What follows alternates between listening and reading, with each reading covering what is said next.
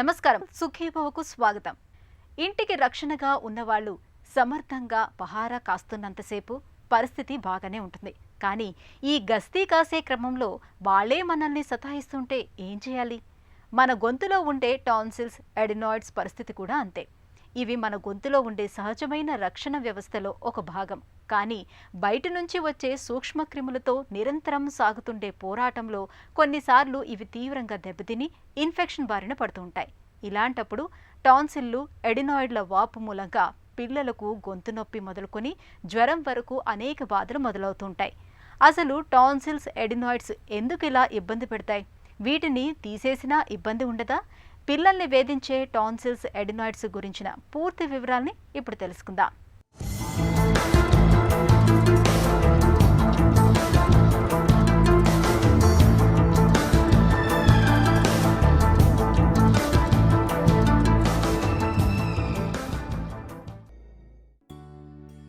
మనం నోరు పెద్దగా తెరచి ఒక్కసారి అద్దంలో చూసుకుంటే గొంతులో కింద వైపున కొండనాలుకకు ఇరువైపులా రెండు చిన్న చిన్న గోళీల్లాంటివి కనపడతాయి చూడండి. అవే టాన్సిల్స్. వీటికి కాస్త వెనకాలగా అంగీలి పైవైపున ఉంటుంది ఎడినాయిడ్స్. బయటకు కనపడదు గాని ఇది కూడా టాన్సిల్స్ లాంటిదే. ఇవి గొంతులో మనకు రక్షణగా నిలిచే నిర్మాణాలు. రోగనిరోధక వ్యవస్థలో భాగంగా మన గొంతులో గస్తీ కాస్తుండే లింఫ్ కణజాలాలివి. ఆహారం ద్వారా లేదా మనం పీల్చే గాలి ద్వారా గొంతులో ప్రవేశించే సూక్ష్మక్రిముల సమాచారాన్ని ఎప్పటికప్పుడు సేకరిస్తూ ఉండడం, వాటితో పోరాడడం, వాటిని నిర్వీర్యం చేయడానికి మన రోగనిరోధక వ్యవస్థకు సహకరించటం వీటి పని. అయితే శత్రువులతో తలపాడే ఈ క్రమంలో కొన్నిసార్లు ఇవే బలహీనపడి ఇన్ఫెక్షన్ల బారిన పడతాయి. దీంతో ఇవి వాయడం, గొంతు నొప్పి, గుటక మింగడం కష్టంగా తయారవడం, జ్వరం తదితర బాధలన్నీ బయలుదేరతాయి. ఇవన్నీ టాన్సిల్స్, ఎడినాయిడ్స్ ఇన్ఫెక్షన్కి గురయ్యాయి అని చెప్పే సంకేతాలు. ఈ టాన్సిల్స్ అనేవి మనకి గొంతులో కొండనాలికి ఇరువైపులా లింఫాటిక్ గ్రంథులు అన్నమాట. అంటే లింఫాటిక్ సిస్టంలో ఒక భాగమైన లింఫ్ గ్రంథులు. అవి యూజువల్గా మనకి దేనికోసం ఉపయోగపడతాయంటే మన బాడీ ఇమ్యూనిటీ సిస్టమ్, రోగ నిరోధక శక్తి కోసం.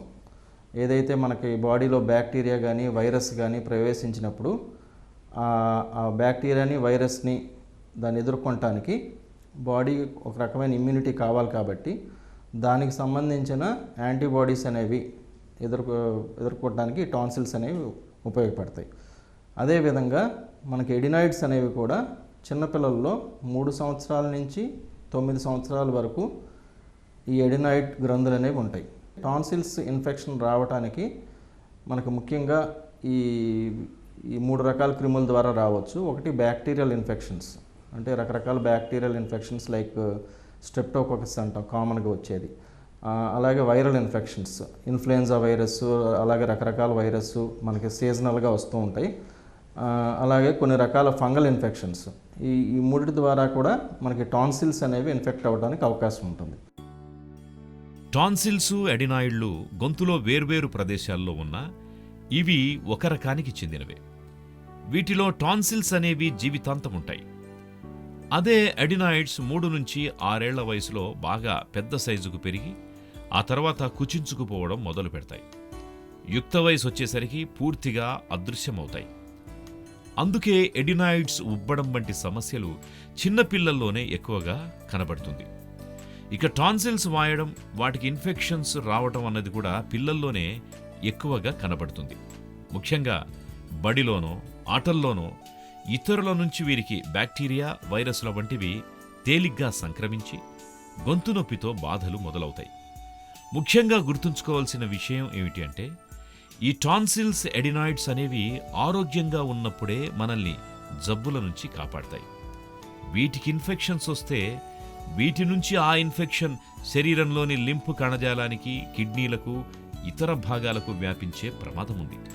ఇలా అరుదుగా కొందరికి కీళ్లు, గుండె కవాటాల వంటివి కూడా దెబ్బతినే ప్రమాదకరమైన రుమాటిక్ జ్వరం రావచ్చు.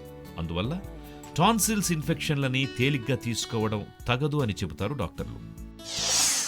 టాన్సిల్స్ ఎప్పుడైతే ఇన్ఫెక్ట్ అవుతాయో ఆ టాన్సిల్స్ మీద పస్ అనేది చీము అనేది ఏర్పడుతూ ఉంటుంది బాగా సివియర్ ఇన్ఫెక్షన్ ఉన్నప్పుడు. దాని ద్వారా ఈ టాన్సిల్సే కాకుండా టాన్సిల్స్ చుట్టూ భాగంలో కూడా అంటే టాన్సిల్స్ చుట్టూ కూడా చీము చేరి ఆ చీము మొత్తం మనకి ఈ మెడలోకి కూడా స్ప్రెడ్ అయ్యి ఈ మెడలో ఉండే లింఫ్ గ్రంథులు ఉంటాయి, ఆ మెడలో ఉండే లింఫ్ గ్రంథులు కూడా వాచి ఈ మెడ అంతా కూడా సెప్టిక్ అయ్యి అట్లాంటి కాంప్లికేషన్స్ టాన్సిల్స్ ఇన్ఫెక్షన్ సివియర్గా ఉన్న వాళ్ళల్లో మనం గమనిస్తూ ఉంటాం. అది ఎవరిలో ఉంటుందంటే యూజువల్గా రోగనిరోధక శక్తి తక్కువ ఉన్న వాళ్ళలో, అలాగే షుగర్ పేషెంట్స్, హెచ్ఐవి పేషెంట్స్ వాళ్ళకి నోరు శక్తి తక్కువ ఉంటుంది. షుగర్ పేషెంట్స్ కూడా వాళ్ళకి అన్కంట్రోల్డ్ షుగర్స్ ఎవరికైతే కంట్రోల్లో లేవో వాళ్ళకు కూడా ఏదైతే ఈ ఇన్ఫెక్షన్ టాన్సిల్స్లోంచి ఈ మెడలోకి స్ప్రెడ్ అయ్యి ఈ సెల్యులైటిస్ అంటాం, ఈ మెడంతా వాచిపోయి మొత్తం కూడా ఉబ్బిపోయి ఆహారం వెళ్ళే మార్గం కూడా మూసుకుపోవటం, శ్వాస తీసుకునే మార్గం మూసుకుపోవటం, అల్టిమేట్గా ఏంటంటే బ్రీతింగ్ డిఫికల్టీ వచ్చి హాస్పిటల్లో అడ్మిట్ అయ్యే పరిస్థితి వస్తుంది. అదే ఇంకా తీవ్రత స్టేజ్లోకి వెళ్ళి ఆహారం కనుక 3-4 రోజులు తినలేని పరిస్థితి, లిక్విడ్స్ కూడా తాగలేని పరిస్థితి ఉన్నప్పుడు ఆటోమేటిక్గా మనకి బీపీ డౌన్ అవ్వటం, డీహైడ్రేషన్ అంటే బాడీలో ఉండే ఫ్లూయిడ్ శాతం, లవణాల శాతం, ఎలక్ట్రోలైట్స్ అన్నీ కూడా పడిపోవటం వల్ల బీపీ డౌన్ అయిపోయి హాస్పిటల్లో ఎమర్జెన్సీలో అడ్మిట్ అవ్వాల్సిన పరిస్థితి కూడా ఈ టాన్సిల్స్ ఇన్ఫెక్షన్ సివియర్గా ఉన్నప్పుడు మనం చూస్తూ ఉంటాం. రెండోది ఈ ఎడినైడ్స్ ఇన్ఫెక్షన్ వల్ల వచ్చే ఇబ్బందులు సాధారణంగా మనం ఏజ్ గ్రూప్ 9 సంవత్సరాల లోపల పిల్లల వరకే చూస్తూ ఉంటాం ఎడినైడ్స్ ఇన్ఫెక్షన్ వల్ల వచ్చే కాంప్లికేషన్స్. సో దానికి ఏంటంటే ఈ చెవుకు సంబంధించిన సమస్యలు ఎక్కువగా వస్తూ ఉంటాయి. అంటే ముక్కు నుంచి చెవుకి వెళ్ళే ద్వారాలు ఏదైతే ఉంటాయో అవి మూసుకుపోవటం వల్ల చెవు లోపల కూడా ఫ్లూయిడ్ లాంటిది ఏర్పడి వినికిడి సమస్యలు, చిన్న వయసులో వినికిడి శక్తి కోల్పోయి టెంపరీగా పిల్లాడు పిలిస్తే వెంటనే పలకపోవటం, పరధ్యాసకం ఉండటం, స్కూల్లో కూడా టీచర్స్ కూడా కంప్లైంట్ చేయడానికి అవకాశం ఉంటుంది. అంటే అటెంటివ్గా ఉండలేకపోవటం, అట్లాంటి ఫీచర్స్ అన్నీ మనం గమనిస్తూ ఉంటాం. టాన్సిల్స్ ఎడినాయిడ్స్కు ఇన్ఫెక్షన్ సోకినప్పుడు తీవ్రమైన గొంతు నొప్పితో పాటు పిల్లల్లో కొంతమందికి శ్వాస కూడా సమస్యగా మారుతూ ఉంటుంది. తేలికగా గాలిని పీల్చుకోలేకపోతూ ఉంటారు. నిద్రలో కూడా శ్వాస ఇబ్బందులు ఎదురవుతూ ఉంటాయి. పిల్లల్లో ఈ తరహా సమస్యలు కనిపిస్తున్నప్పుడు ఆలస్యం చేయకుండా వెంటనే డాక్టర్ని సంప్రదించి తగిన పరీక్షలు చేయించాలి. అవసరమైతే సర్జరీ సాయంతో టాన్సిల్లను, ఎడినాయిడ్లను తొలగించడం మేలు. పిల్లల్లో టాన్సిల్స్ ఎడినాయిడ్స్ గురించిన మరిన్ని వివరాలను ఇప్పుడు తెలుసుకుందాం.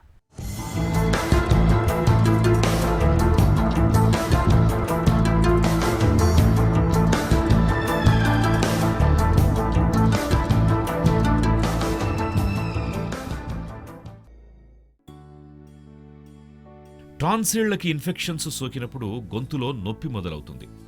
అలాగే ఎడినాయిడ్ వాపు వల్ల ముక్కు నుంచి మధ్య చెవిలోకుండే యూస్టేషియన్ ట్యూబ్ మూసుకుపోయి చెవి సమస్యలు రావచ్చు.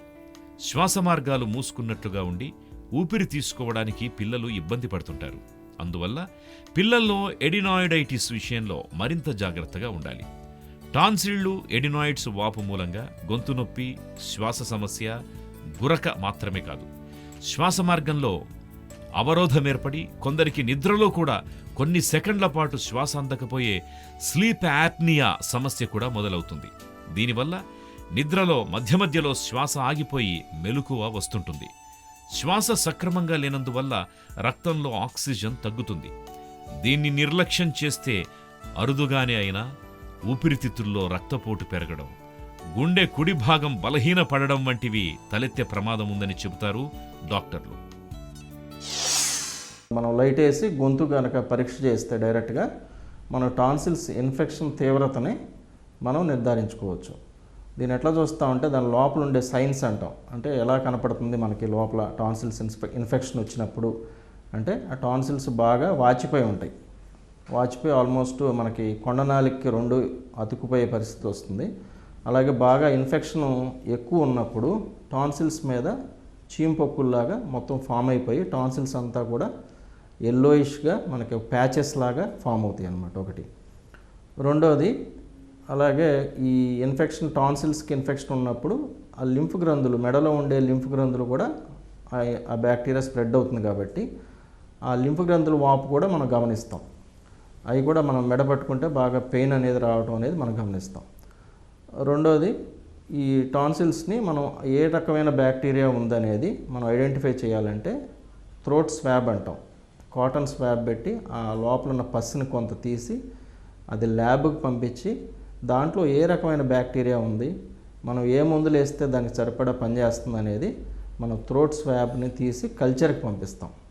సో ఈ విధంగా మనం టాన్సిల్స్ ఇన్ఫెక్షన్ తీవ్రతని మనం నిర్ధారించుకోవచ్చు.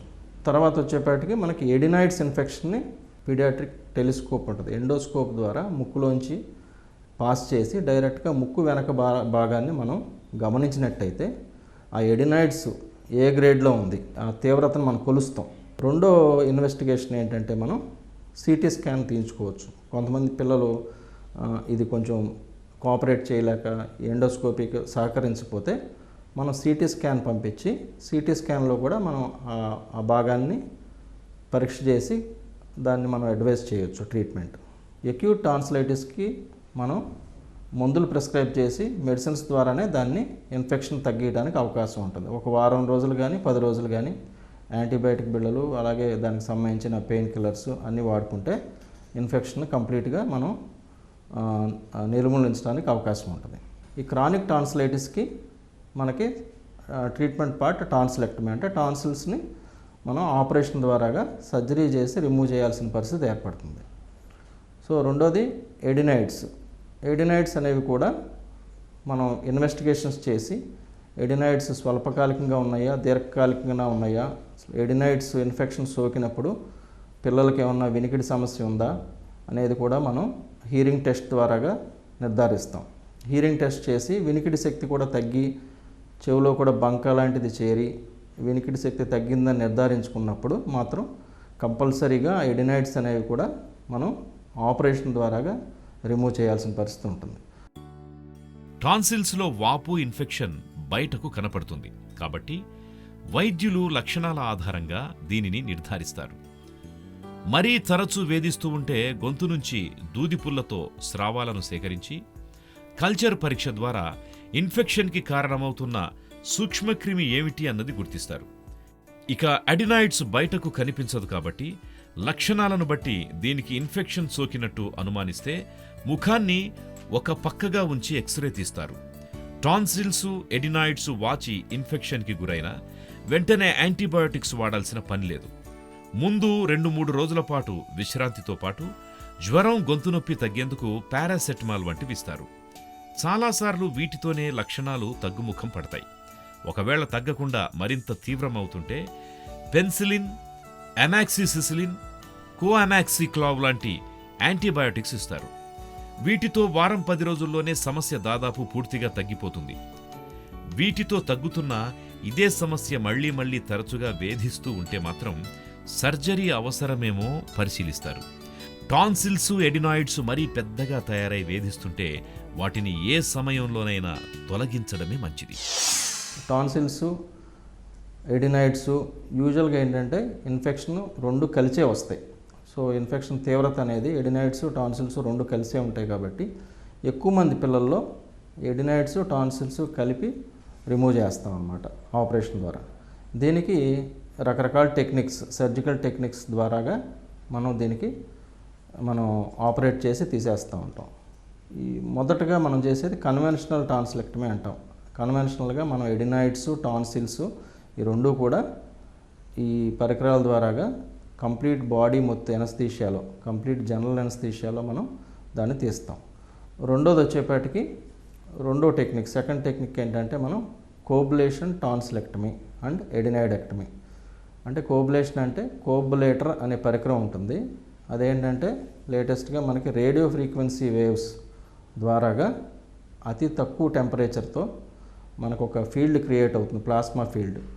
ఆ ప్లాస్మా ఫీల్డ్తో మనకు ఒక రకమైన వ్యాండ్ ఉంటుంది అనమాట. వ్యాండ్ అంటే ఒక రకమైన పరికరం ఉంటుంది. ఆ పరికరం ద్వారాగా టాన్సిల్ టిష్యూ, సరౌండింగ్ టిష్యూని ఎక్కువ కూడా మనం బర్న్ చేయకుండా టాన్సిల్స్ని రిమూవ్ చేయటం, అలాగే ఎడినాయిడ్స్ని కూడా కంప్లీట్గా మనం తొలగించడానికి ఈ కోబులేటర్ అనే పరికరం ఇప్పుడు లేటెస్ట్గా అందుబాటులోకి వచ్చిందని. మూడో రకమైన టెక్నిక్ ఏంటంటే లేజర్స్.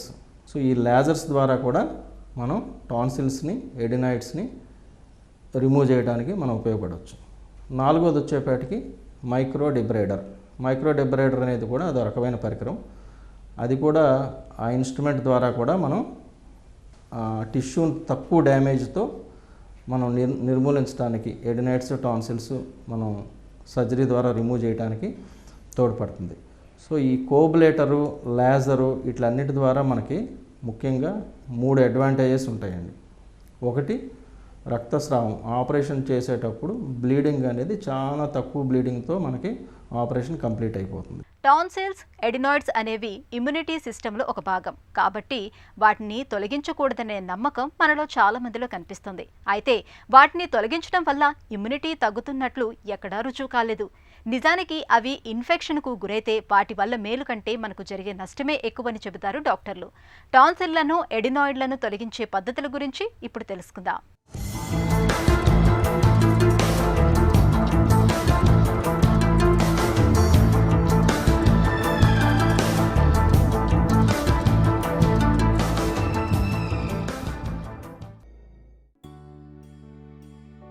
తరచూ టాన్సిల్స్, ఎడినాయిడ్ ఇన్ఫెక్షన్లతో బాధపడే వారికి సర్జరీ అవసరమవుతుంది. సాధారణంగా ఏడాదికి 3 నుంచి 5 సార్ల కంటే ఎక్కువగా టాన్సిళ్లు, ఎడినాయిడ్లకు ఇన్ఫెక్షన్ సోకుతున్నప్పుడు డాక్టర్లు వాటిని పూర్తిగా తొలగించేందుకు సర్జరీని సిఫారసు చేస్తారు. రోగనిరోధక వ్యవస్థలో ఇవి భాగం కాబట్టి టాన్సిళ్లను తొలగించడం మంచిది కాదేమో అని చాలామంది సందేహపడుతూ ఉంటారు.